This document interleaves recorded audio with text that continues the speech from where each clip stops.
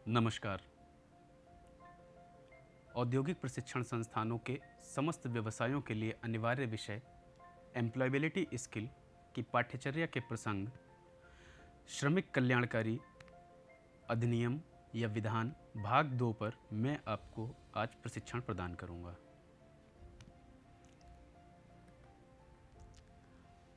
इस कक्षा के जो उद्देश्य हैं यानी आज के ऑब्जेक्टिव्स जो हैं वो हैं कारखाना अधिनियम 1948 जिस पर आज हम इस कक्षा में स्टडी करेंगे। इसके परिचय के विषय में समझेंगे यानी इसका इंट्रोडक्शन, परिभाषाएं और विशेषताएं समझेंगे, उद्देश्य अथवा लक्ष्य के विषय में बात करेंगे और प्रमुख उपबंधों की बात करेंगे। कारखाना अधिनियम 1948 पर चर्चा करने से पहले मैं ये बता दूं कि ये एकमात्र ऐसा अधिनियम भारतीय परिवेश में है जिस अधिनियम के तहत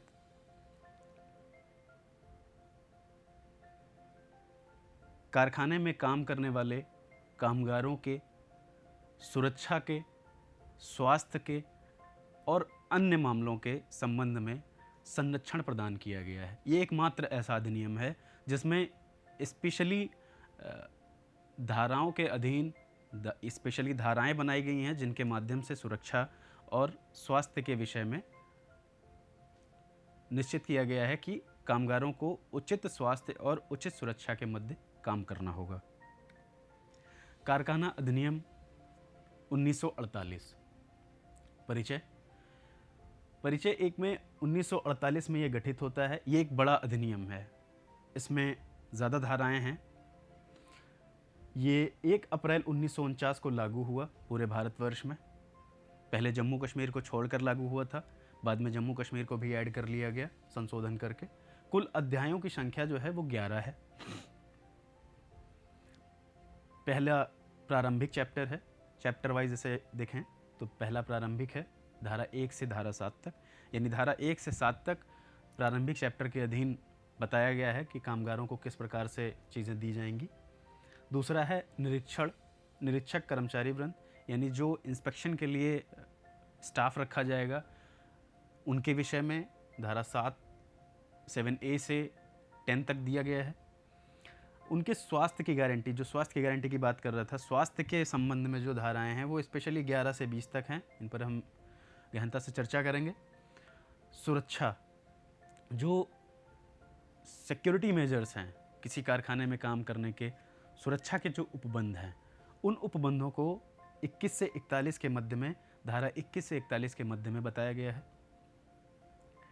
4 का ये बाद में ऐड हुआ चैप्टर है परिसंकट में प्रक्रियाओं से संबंधित उपबंध, जो कि धारा 41A के माध्यम से है।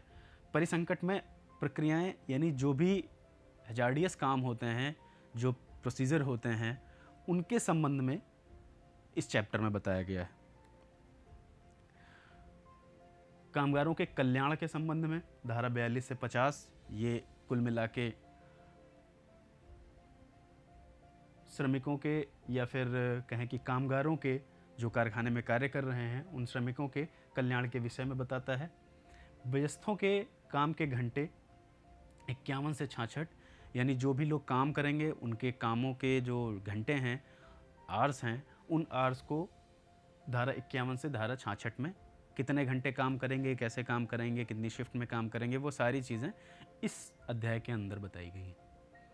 अल्पवय व्यक्तियों का नियोजन, जो अल्पवय व्यक्ति जो कुमार या फिर बालक हैं, ये सेक्शन 2 में डेफिनेशन दे रखी है। कुमार कौन है, बालक कौन है? कुमार वो व्यक्ति है जिस व्यक्ति की उम्र 15 से 18 के मध्य में है, और बालक वो व्यक्ति है, बालक वो है जो 15 वर्ष से कम आयु का है। तो अल्पवय व्यक्तियों का नियोजन धारा 67 से 77 तक है। वैसे तो प्रोविटेड है, लेकिन यहाँ पर उनके भी नियोजन की बात है। यदि उनके भी नियोजन करना है तो उसके संबंध में धारा 67 से 77 के बीच में बताया गया है। मजदूरी सहित वार्षिक छुट्टी धारा 78 से 84 तक, यानी वार्षिक वर्ष भर काम करने के बाद छुट्टी जो मिलती है, यदि आदमी छुट्टी लेता है तो उसको मजदूरी के साथ छुट्टी दी जाए। उसके संबंध में जो उपबंध किए गए हैं वो धारा 78 से 84 तक में बताया गया है। विशेष उपबंध, जो विशेष उपबंध हैं, अलग से कुछ चीज़ें जो छूट जाती हैं उन्हें विशेष उपबंध में रखा गया है, जो छूट गई हैं। ये धारा 85 से 91 तक में डिफाइन की गई हैं। शास्त्रियाँ और प्रक्रिया जो भी प्रोसीजर है, जो भी शास्त्रियाँ हैं, वो धारा 92 से 106 तक में बताया गया है। अनुपूरक एक चैप्टर ऐड किया गया है बाद में, इसे 107 से 120 तक बताया गया है। कुल धाराएं इसमें 120 हैं। ये 3 अनुसूचियों के साथ में बना अधिनियम है। ये तो अधिनियम का इंट्रो हो गया, या अधिनियम की एक रूपरेखा हो गई कि किस किस तरीके से अधिनियम काम करेगा। उसको चैप्टर वाइज, उसको सेक्शन वाइज हमने देख लिया। अब हम कारखाना अधिनियम 1948 की परिभाषा के विषय में देखेंगे। कारखाना कोई परिसर प्रीमाइसेस वो एरिया है, वो चाहे खुला हो, बंद हो, किसी बंद एरिया का कोई छोटा सा हिस्सा हो, खुले एरिया का कोई छोटा सा हिस्सा हो, शेडेड हो, नॉन शेडेड हो, वो सारा कुछ प्रीमाइसेस में आता है। प्रीमाइसेस में आता है, परिसर में आता है। परिसर जिसमें कारखाना चलता है उसका क्षेत्र शामिल है, जो परिसर है जिसमें उसका क्षेत्र शामिल है, जिस पर 10 अथवा अधिक श्रमिक, यानी 10 कामगार हों, 10 श्रमिक हों, 10 मजदूर हों या उससे ज़्यादा हों, अथवा पिछले 12 महीनों में किसी दिन कार्य कर रहे थे। 12 महीनों में किसी दिन भी 10 मजदूर थे अथवा 10 से ज़्यादा थे और वो कार्य कर रहे थे, और जिसके किसी भाग में शक्ति विद्युत की सहायता से कोई विनिर्माण प्रक्रिया चलाई जा रही हो। यानी यहाँ पर इलेक्ट्रिकल पावर की बात की गई है, विद्युत शक्ति की बात की गई है। विद्युत शक्ति के माध्यम से यदि कोई प्रक्रिया, कोई कारखाना चलाया जा रहा है जिसके परिसर में 10 या 10 से अधिक लोग कार्य कर रहे हैं, तो वो इस कारखाना अधिनियम में कवर्ड होगा। दूसरा, जिस पर 20, सेम ऊपर के डेफिनेशन की तरह है, इसमें बस 20 हैं, 20 या इससे अधिक, और शक्ति विद्युत की सहायता के बगैर, यानी बिना विद्युत की सहायता के। विद्युत की सहायता का मतलब इलेक्ट्रिकल एनर्जी से है, सिर्फ इलेक्ट्रिकल पावर से है। अन्य भी कोई मैकेनिकल पावर जनरेट अगर करा सकते हैं तो हो सकती है, लेकिन मानव द्वारा या किसी भी जानवर द्वारा उत्पादित किसी भी प्रकार की शक्ति को यहाँ पर शक्ति नहीं समझा जाएगा। यहाँ पर सिर्फ विद्युत शक्ति की बात हो रही है, या फिर मैकेनिकल ट्रांसमिट से किसी भी प्रकार की आप शक्ति जनरेट कर पाते हैं तो उस शक्ति की बात हो रही है। तो पहला था कोई परिसर जिसमें उसका क्षेत्र शामिल है, जिस पर 10 लोग या 10 से अधिक लोग विद्युत शक्ति के साथ, विद्युत शक्ति की सहायता से कोई विनिर्माण प्रक्रिया, कोई ऐसा प्रोसीजर चलाया जा रहा है जिससे कोई चीज़ बनाई जा रही है, वो इसमें आता है। दूसरा, जिस पर 20 अथवा अधिक श्रमिक कार्य कर रहे हों, सेम 20 या अधिक कार्य कर रहे हों, या फिर अगले 12 महीनों में किसी दिन कार्य कर रहे हों, किसी दिन भी कार्य कर रहे हों, जिसके किसी भाग में शक्ति की सहायता के बिना, यानी शक्ति के साथ में 10 लोग, शक्ति के बिना 20 लोग, ये उस क्षेत्र में शामिल है जिसे कारखाना कहेंगे, जिन पर ये अधिनियम लागू होता है। अधिनियम 1948, कारखाना अधिनियम 1948 के उद्देश्य, इसमें मैंने रेड भी कर रखा है पहले से। कारखानों में काम करने की स्थिति को विनियमित करना, यानी काम करने की जो स्थिति है उसमें उसको एक ढंग से एक प्रोसीजर में लाना, इसको एक विनियमीकरण करना उसका। कारखानों में श्रमिकों की सुरक्षा के उपाय, इम्पॉर्टेंट पार्ट है। सिक्योरिटी मेजर्स तय करना, सुरक्षा के कौन कौन से उपाय होने चाहिए, सुरक्षा के कौन कौन से उपाय बताने हैं या उसके संबंध में जो भी प्रावधान किए गए हैं वो इसका उद्देश्य है। तीसरा, श्रमिकों के स्वास्थ्य की स्थिति की रक्षा करना, यानी श्रमिकों का जो स्वास्थ्य है, किसी भी कारखाने में काम करने के लिए जब तक श्रमिक का स्वास्थ्य ठीक नहीं होगा, श्रमिक का स्वास्थ्य अच्छा नहीं होगा, तब तक उस कारखाने में बेहतर तरीके से काम नहीं कराया जा सकता। इसलिए सबसे इम्पॉर्टेंट पार्ट है श्रमिकों के स्वास्थ्य की स्थिति की रक्षा करना। उनका स्वास्थ्य ठीक रहे, उन्हें किसी भी प्रकार की चोट न लगे, उन्हें किसी भी प्रकार की दिक्कत ना हो, और ये सुनिश्चित करना इस अधिनियम का काम है। कारखानों में श्रमिकों के कल्याण की बात करना, कल्याण प्रदान करना, यानी उनके वेलफेयर के बारे में सोचना। जितना ज़्यादा वेलफेयर के विषय में नियोक्ता सोचेगा, अधिष्ठाता सोचेगा, उतना ही बेहतर तरीके से श्रमिक उस रोज़गार के साथ, उस कारखाने के साथ जुड़ पाएंगे और एक निश्चिंत होकर काम कर पाएंगे, जिससे वो कारखाने को भी लाभ प्रदान करेंगे और स्वयं के लिए भी उनके लाभप्रद होगा। श्रमिकों के लिए कार्य और विश्राम का समय तय करना, कब वो कार्य करेंगे, कितने घंटे कार्य करेंगे, कितने घंटे कार्य करने के पश्चात उन्हें कितना आराम चाहिए, इसके विषय में इसी अधिनियम के माध्यम से बताया गया। श्रमिकों और मालिकों के मध्य औद्योगिक संबंध मधुर रखना। जो इंडस्ट्रियल रिलेशन है, जो काम कर रहा है व्यक्ति और जिस व्यक्ति का कारखाना है, जिस व्यक्ति की फर्म है, उसके मध्य में जो इंडस्ट्रियल रिलेशन है वो अच्छा रहे, गुणवत्तापूर्वक रहे। 1948 के किसी भी उल्लंघन को दंडित करने के लिए है। यह अधिनियम बेसिकली, यदि इस अधिनियम के अधीन किसी भी प्रकार के जो प्रावधान किए गए हैं, उन प्रावधानों के अधीन यदि कोई उल्लंघन होता है तो उसको दंडित करना इसी अधिनियम के तहत है। इस अधिनियम में दंड का भी प्रावधान किया गया है, जिस पर हम आगे चर्चा करेंगे। कारखाना अधिनियम 1948। अधिष्ठाता यानी जो मालिक है या फिर जो गवर्न कर रहा है, जो कारखाने को चला रहा है, कारखाने का बॉस है, जिसका एक तरीके से अल्टीमेट कंट्रोल है कारखाने पर, वो कौन होगा?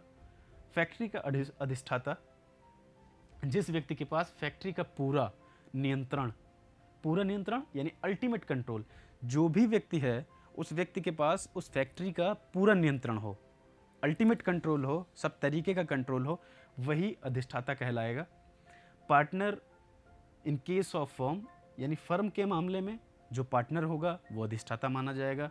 Director in case of company, company के केस में डायरेक्टर को अधिष्ठाता माना जाएगा और सारी जिम्मेदारी अधिष्ठाता की होती है। नोट, फैक्ट्री के अधिष्ठाता का नाम इत्यादि की जानकारी फैक्ट्री के मुख्य निरीक्षक को देनी होगी। यानी जो मुख्य निरीक्षक नियुक्त किया जाता है फैक्ट्री के कार्यों को देखने के लिए या कार्यों को सही प्रकार से संचालित कराने के लिए, उसके पास अधिष्ठाता की नाम, उसके पते और उससे संबंधित सारी डिटेल्स उसके पास अवेलेबल होनी चाहिए, उसे प्रोवाइड करा देनी चाहिए। अधिष्ठाता की ये जिम्मेदारी है। अधिनियम के किसी भी उपबंध का उल्लंघन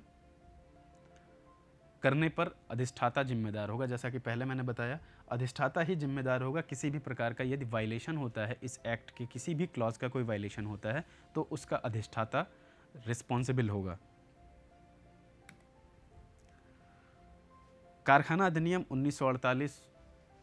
अधिष्ठाता के कर्तव्य, यानी कौन कौन से कार्य हैं जो अधिष्ठाता को करने हैं, जो वहाँ के अल्टीमेट कंट्रोलर को करने हैं। अधिष्ठाता कामगारों के काम के दौरान उनके स्वास्थ्य, सुरक्षा और उनके कल्याण के संबंध में ध्यान रखना होगा उसको। पहली चीज़, स्वास्थ्य, सुरक्षा और उनके कल्याण, यानी उनके वेलफेयर के बारे में, उनके सिक्योरिटी के बारे में, उनकी हेल्थ के विषय में अधिष्ठाता को ध्यान रखना होगा कि वो ठीक तरीके से चलता रहे। जो प्लांट फैक्ट्री में स्थापित या संचालित है, जो भी प्लांट है, अनुरक्षित हो, समय समय पर उसका मेंटेनेंस होता रहे और उससे कामगारों हेतु सुरक्षित हो और रिस्क ना हो।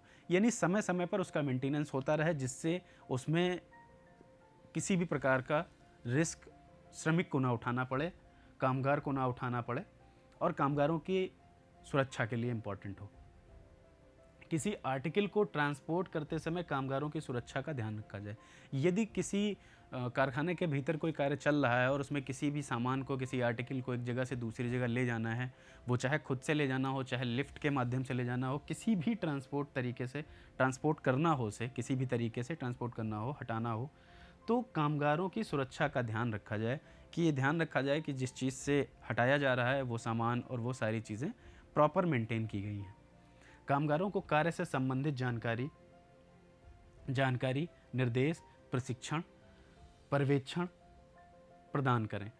यानी ये भी अधिष्ठाता की जिम्मेदारी है कि जो भी कार्य उनसे कराया जा रहा है, कामगारों से जो भी कार्य कराया जा रहा है, उस कार्य के संबंध में जानकारी, निर्देश और प्रशिक्षण, यदि आवश्यक है तो प्रशिक्षण दिया जाए, निर्देश दिए जाएं कि हाँ ये इस तरीके से कार्य करना है, और जानकारी दी जाए कि इस तरीके से ये सारी चीज़ें आपको करनी है। उसके साथ में किसी न किसी ऐसे व्यक्ति को इन्वॉल्व किया जाए जो व्यक्ति उस काम को कर चुका हो, उसके अधीन यानी उसके सुपरविज़न में वो काम अन्य लोगों से कराया जाए, जिससे और लोगों के बीच में भी उस चीज़ को समझने की क्षमता बढ़ जाए। कार्यक्षेत्र के अनुरक्षण का ध्यान रखा जाए। जो भी कारखाना है उसका जो कार्यक्षेत्र है जहाँ पे काम हो रहा है वहाँ प्रॉपर मेंटेनेंस होता रहे, टाइम टू टाइम उसका अनुरक्षण किया जाए। ये भी अधिष्ठाता की जिम्मेदारी है, अधिष्ठाता का कर्तव्य है। कारखाना अधिनियम के मुख्य उपबंध, जिसमें सबसे पहला है स्वास्थ्य संबंधी प्रावधान, अध्याय 3 धारा 11 से 20 तक, सेक्शन 11 to 20 ये पूरा है, जिसमें से मैक्सिमम धाराएं यहाँ पे कवर्ड हो जाएंगी, एक आध छोड़ के, क्योंकि वो इम्पोर्टेंट नहीं है। सबसे पहले है स्वच्छता। जो भी कारखाना है वहाँ पे स्वच्छता का ध्यान रखा जाए, हाइजीन का ध्यान रखा जाए कि काम करने वाला जहाँ पर काम कर रहा है या जो कार्यक्षेत्र है उसका, उस कार्यक्षेत्र में प्रॉपर क्लीनिंग हो रही है, प्रॉपर हाइजीन मेंटेन किया जा रहा है। कचरा बहिष्राव का निस्तारण, यदि कोई ऐसा कार्य कर रहा है जहाँ से कचरा निकलता है और उस कचरे को निकलने के लिए प्रॉपर चैनल बना हुआ है, नाली बनी हुई है, उसके माध्यम से वो निकल रहा है, तो उसको भी प्रॉपर तरीके से निकालना, उसकी साफ़ सफाई रखना, उसको स्वच्छ रखना, ये भी इस अधिनियम के अंदर कवर्ड है। कई बार कचरे के तौर पर तेल है, कोई ऐसा चिकना पदार्थ निकलता है जिससे स्लिप होके गिरने का डर है, तो उसकी भी प्रॉपर क्लीनिंग की जाए, ये भी इसी अधिनियम में है। संवातर और तापमान, वेंटिलेशन एंड टेम्परेचर, संवातन और तापमान, किसी भी कारखाने का जो संवातन है, वेंटिलेशन है, वो प्रॉपर हो, खिड़कियां हों, एग्जॉस्ट हों, जिससे वहाँ की हवा, गर्म हवा या फिर दूषित हवा बाहर निकल सके और स्वस्थ हवा बाहर अंदर आ सके। टेम्परेचर मेंटेन रखना पड़ेगा, बहुत ज़्यादा गर्मी नहीं हो, बहुत ज़्यादा सर्दी नहीं हो, ऐसा ना हो कि बहुत कठिन हो वर्कर के लिए काम करना, ऐसा माहौल वहाँ पर रखना पड़ेगा जहाँ पर वेंटिलेशन और टेम्परेचर को मेंटेन करना पड़ेगा। धूल और धूम, डस्ट एंड फ्यूम, कोई ऐसी प्रक्रिया नियोजित की जा रही है, कोई ऐसा कार्य कराया जा रहा है जिसके माध्यम से धूल निकलती है या फ्यूम होता है, धूम होती है, तो उस केस में ऐसे प्रॉपर फ़ैन लगाए जाएं या फिर प्रॉपर उसका वेंटिलेशन की ऐसी व्यवस्था की जाए कि जो डस्ट इनहेल ना करे श्रमिक, डस्ट बाहर निकाल दी जाए और वो क्लियर रहे, काम करने की जगह सुरक्षित रहे। रोशनी, ये भी इम्पॉर्टेंट है कि रोशनी जहाँ पर व्यक्ति काम कर रहा है वहाँ पर प्रॉपर रोशनी हो, जहाँ से आवागमन है उसका वहाँ पर भी प्रॉपर लाइटनिंग हो। ऐसा ना हो कि कहीं जा रहा है और उसकी आँखों पे लाइट की चमक पड़े और वो गिर जाए या फिर उसे किसी मशीन से चोट लग जाए, तो प्रॉपर लाइटनिंग होनी चाहिए। लाइटनिंग का ये भी है कि ऐसा ना हो कि कहीं पर व्यक्ति पर ऐसी लाइट पड़ रही है कि जिसकी उसकी परछाई दूसरे व्यक्ति को दिक्कत दे रही है, तो ऐसा कुछ ना हो जिससे उनकी आँखों को दिक्कत हो। इस वजह से रोशनी इम्पॉर्टेंट है, इसे अच्छे से मेंटेन करना चाहिए। पीने के जल की बात करते हैं। ड्रिंकिंग वाटर का जो सोर्स है वो एकदम अलग होना चाहिए। कई बार कारखाने के एटमॉस्फेयर में नमीकरण के लिए अलग से जल प्रयोग किया जाता है, तो वो जल का जो पानी का उसका जो सोर्स है वो अलग होना चाहिए और पीने वाले पानी का सोर्स अलग होना चाहिए। पीने वाले पानी को नोटेड होना चाहिए कि ये ड्रिंकिंग वाटर है, साफ़ होना चाहिए, सुरक्षित होना चाहिए और काम करने की या धूल मिट्टी वाली जगह से डिस्टेंस में होना चाहिए। शौचालय और मूत्रालय, जो भी यूरिनल्स, लैट्रिन्स बनाए जाएंगे उनकी प्रॉपर हर 3 महीने के बाद वाइट वॉश होना चाहिए उस पर। उसमें एक हाइट तक टाइल्स की व्यवस्था होनी चाहिए, ये भी इसी अधिनियम में कवर होता है। और महिलाओं और पुरुषों के लिए अलग अलग यूरिनल्स और लैट्रिन की व्यवस्था होनी चाहिए। शौचालय और मूत्रालय प्रॉपर हाइजीन के साथ उनके लिए एक अलग से स्वीपर का अपॉइंट करना चाहिए, जिसका पहला कर्तव्य यही होना चाहिए कि वो शौचालयों और मूत्रालयों को साफ रखे और उन्हें वहाँ पे हाइजीन मेंटेन रखे। थूकदान, स्पिटन्स जो भी यूज़ किए जाएंगे वो हर 250 या 200 व्यक्तियों के ऊपर एक थूकदान का प्रयोग किया जाएगा। थूकदान जगह जगह पर कारखाने में रखे जाएं, जिससे स्पिटिंग इधर उधर ना हो, जिसकी वजह से गंदगी फैले और वहाँ की लोगों को स्वास्थ्य संबंधी दिक्कत हो। दूसरा है सुरक्षा संबंधी प्रावधान, अध्याय 4 धारा 21 से 41 के बीच में। ये पार्ट 1 है, पार्ट 2 अगले पेज पे है। फर्श और सीढ़ियों और पहुंच के साधन, जहाँ पर भी काम कर रहे हैं, फर्श है, सीढ़ियाँ हैं, चढ़ना पड़ता है, उतरना पड़ता है, या जो भी लिफ्ट है उससे उतरना चढ़ना पड़ता है, जो भी चीज़ें हैं वो साफ़ सुथरी हों, क्लियर हों और मेंटेनेंस के साथ में हों। ऐसी ना हो कि डैमेज हो जाएं। श्रमिकों के काम करने के लिए सबसे इम्पॉर्टेंट, कामगारों के काम करने के लिए सबसे इम्पॉर्टेंट चीज़ यही है कि जिस जगह पे वो काम कर रहे हैं वो पूरी सुरक्षात्मक तरीके से मजबूत हो, प्रॉपर मेंटेन किया गया हो, जो भी वहाँ पे एंगल्स और चीज़ें हों वो सुरक्षित हों। अगर उसमें किसी तरीके की कोई कमजोरी पाई जाती है तो उसे तुरंत समाप्त किया जाए और उसे मजबूत किया जाए। दूसरा, आँखों का बचाव। सुरक्षा संबंधी प्रावधानों में आँखों का बचाव, कई केसेस में या कई कारखानों में ऐसे काम होते हैं जहाँ पे छोटे छोटे क्रिस्टल निर्माण की प्रक्रिया के दौरान या संशोधन की प्रक्रिया के दौरान टूट के निकलते हैं। तो उस कंडीशन में आँखों को बचाव देना होता है। चश्मे का यूज़ करें आप। मशीनों पर बाड़ लगाना, मशीनों पर बाड़ लगाने का कॉन्सेप्ट ये है कि मशीनों से कोई भी चीज़ ऐसी बाहर ना निकले जिससे किसी व्यक्ति को चोट लग जाए। मशीनों की गति में होने पर उसके निकट काम करना। मशीनें यदि चल रही हैं तो उसके आसपास जो काम कर रहा है व्यक्ति, उससे एक प्रॉपर लगभग 45 सेंटीमीटर की डिस्टेंस मेंटेन करके उसे काम करना चाहिए। खतरनाक मशीनों पर अल्पवय व्यक्ति यानी जो बालक है या कुमार है, यानी 15 वर्ष से कम व्यक्ति है या फिर 15 से 18 के बीच में व्यक्ति है, जो कि मैंने लिख भी दिया है, 15 से 18 वर्ष के से कम है या फिर बालक है, का नियोजन नहीं किया जाएगा। जो भी खतरनाक मशीनें होंगी उन पर। सक्रिय मशीनें, कुछ मशीनें सेल्फ चलती हैं, उन मशीनों में किसी भी व्यक्ति की ज़रूरत नहीं पड़ती है, लेकिन फिर भी यदि किसी की मॉनिटरिंग की आवश्यकता हो तो उसे भी प्रॉपर सुरक्षा के साथ में यूज़ किया जाए। रुई धुनकियों के पास स्त्रियों और बच्चों के नियोजन का प्रतिषेध। रुई का जहाँ पे काम होता है, कॉटन का काम होता है, धुनक की जाती है, वहाँ पे स्त्रियों और बच्चों के नियोजन को प्रतिषेधित किया गया है।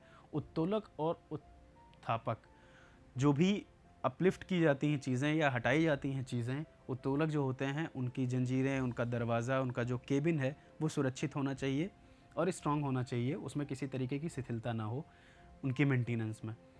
विस्फोटक या ज्वलनशील धूल गैस आदि जो भी इस तरीके की चीज़ें हैं, जार्डियस चीज़ें हैं जो नुकसानदायक हैं सेहत के लिए, उन्हें दूर रखा जाए और कम से कम कामगारों से अलग रखा जाए। आग लगने की स्थिति में पूर्वधानियाँ, आग लगने की स्थिति में जो फायर एक्सटिंग्विशर यूज़ किया जाता है और भी चीज़ें जो यूज़ की जाती हैं वो पहले से ही वहाँ पर उस कारखाने में होनी चाहिए। भवनों और मशीनरी की सुरक्षा, भवन और मशीनरी की सुरक्षा के विषय में भी बंद किया गया है कि उन्हें प्रॉपर सुरक्षा देनी चाहिए, उनके संबंध में जो भी मेंटेनेंस हो वो कराया जाए। इस अध्याय की अनुपूर्ति के लिए नियम बनाने की जो शक्ति है वो राज्य सरकार के पास हमेशा सुरक्षित है। राज्य सरकार हमेशा नियम और गाइडलाइन बना सकती है। कल्याण की सुविधा में धुलाई की सुविधा है, पर्याप्त उपयुक्त सुविधाएं प्रदान करना है, कामगार को पर्याप्त सुविधाएं दी जाएं जिससे वो जो काम करने गया है अपनी ड्रेस को वॉश कर सके और चीज़ों को साफ़ कर सके। वस्त्रों को रखने और सुखाने के लिए सुविधा होनी चाहिए कि जो ड्रेस चेंज करता है और वर्दी में काम करता है तो उस कंडीशन में भी उसे एक प्रॉपर स्पेस मिले जहाँ पर रख ले। बैठने की सुविधाएं, जहाँ खड़े खड़े काम करते हैं कामगार, उस स्थिति में बैठने की उचित सुविधाएं देनी चाहिए। प्राथमिक उपचार का जो कॉन्सेप्ट है वो ये है कि एक फर्स्ट एड बॉक्स जो होता है वो 50 वर्कर्स पे होना चाहिए, ये नॉर्म्स है इसका। कैंटीन 250 या इससे अधिक वर्कर हैं तो वहाँ पर एक प्रॉपर कैंटीन नियोक्ता की तरफ से या फिर अधिष्ठाता की तरफ से होनी चाहिए। आश्रय, विश्राम और भोजन कक्ष 150 या अधिक वर्कर।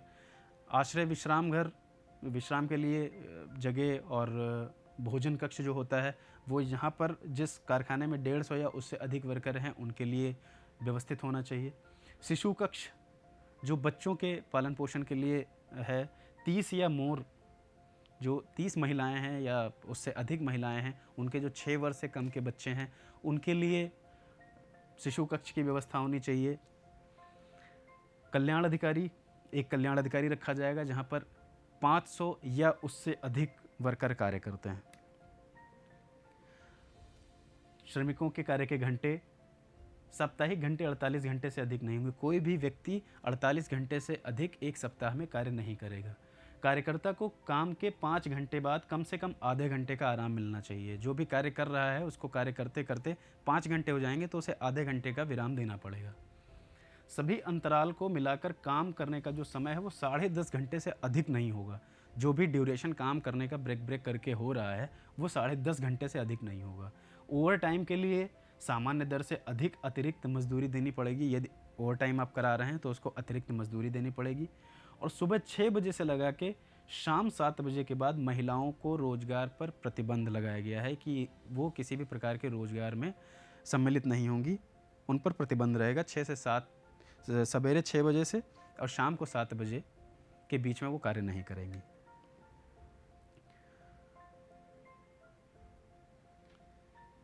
श्रमिक सप्ताह 48 घंटे से अधिक, प्रतिदिन 9 घंटे से अधिक काम करता है तो उसकी दोगुनी दर, यानी जो उसका ओवर टाइम है वो उसके वर्किंग टाइम से ज़्यादा होता है या नाइट शिफ्ट करता है तो उसे दोगुनी दर से पे किया जाएगा। प्रत्येक सप्ताह में एक छुट्टी दी जाएगी। साप्ताहिक छुट्टी ना मिल पाने पर प्रतिकर अवकाश का भी प्रावधान किया गया है, यानी वो बाद में लेना चाहे तो ले सकता है। एक कार्यकर्ता ने 240 दिन काम किया है, हर 20 दिन के हिसाब से एक दिन का अवकाश के लिए वो अधिकारी है। अगर उसने 240 दिन काम किया है तो हर 20 दिन के बाद उसे एक दिन का अवकाश दिया जाएगा। 30 दिनों के लिए छुट्टी का संचय कर सकेगा। जो ईएल होती हैं वो 30 दिनों के संचय के लिए होती हैं। अधिनियम को कुछ परिसरों में लागू करने की शक्ति, जहाँ पे काम चल रहा है उसके कुछ पार्ट में काम कराया जाएगा, कुछ पार्ट में काम नहीं कराया जाएगा, ये अधिष्ठाता के पास अधिकार होता है। खतरनाक ऑपरेशन, विशेष सावधानियां बरतनी चाहिए जहाँ पर इस तरीके का काम हो रहा है। गंभीर खतरे के मामले में व्यक्तियों को नियोजित करने की शक्ति होती है। गंभीर जो खतरे हैं उनके संबंध में व्यक्तियों को नियोजित करने की शक्ति है। दुर्घटनाओं और खतरनाक घटनाओं की सूचना जो वहाँ का निरीक्षक होगा, इंस्पेक्शन करने वाला व्यक्ति होगा, वो सूचना प्रोवाइड करेगा। बीमारियों की सूचना अलग से होनी चाहिए कि हाँ इन कामों से, इन कार्य क्षेत्रों से इस तरीके की बीमारियां हो सकती हैं। प्रत्यक्ष पूछताछ, नमूना लेना और सर्वे की शक्ति, ये वहाँ के निरीक्षक की जिम्मेदारी है। इसमें सजा का जो प्रावधान है, जो दंड का प्रावधान है, पहली बार यदि कोई उल्लंघन करता है तो उसे 3 महीने या 2000 रुपये, दूसरी बार यदि उल्लंघन करता है तो 6 महीने और 5000 रुपये, और यदि बार बार उल्लंघन करता है तो 6 महीने और 150 रुपये प्रतिदिन के हिसाब से उसे जुर्माना पे करना पड़ेगा। यदि मालिक दस्तावेज देने से निरीक्षक को रोकता है तो 3 महीने की सज़ा और 5000 रुपये जुर्माने की बात होती है।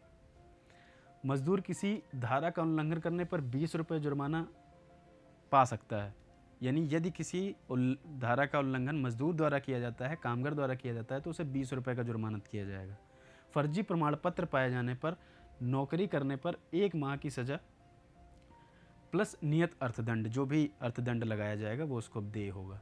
अवयस्क श्रमिक है, एक साथ 2 कारखानों में काम करता है तो 1000 दंड दिया जाएगा। अवयस्क श्रमिक है, 2 कारखानों में एक साथ काम करता है तो 1000 रुपये उसको पनिशमेंट मिलेगी। सेक्शन 41BCH ये बताते हैं कि 7 वर्ष तक की सज़ा दी जा सकती है और 2 लाख रुपए तक का जुर्माना किया जा सकता है। आज के कक्षा में कारखाना अधिनियम 1948 की परिचय, उसके उद्देश्य, सुरक्षा संबंधी उपबंधों, स्वास्थ्य संबंधी उपबंधों आदि पर मैंने चर्चा करी। इसमें मैंने निम्मी ऑनलाइन लर्निंग की जो ऑनलाइन बुक है उससे मदद ली। मैंने माया शुक्ला जी की एम्प्लॉयबिलिटी स्किल की किताब से मदद ली और रिलेवेंट पेयर एक्ट से मैंने मदद ली। धन्यवाद।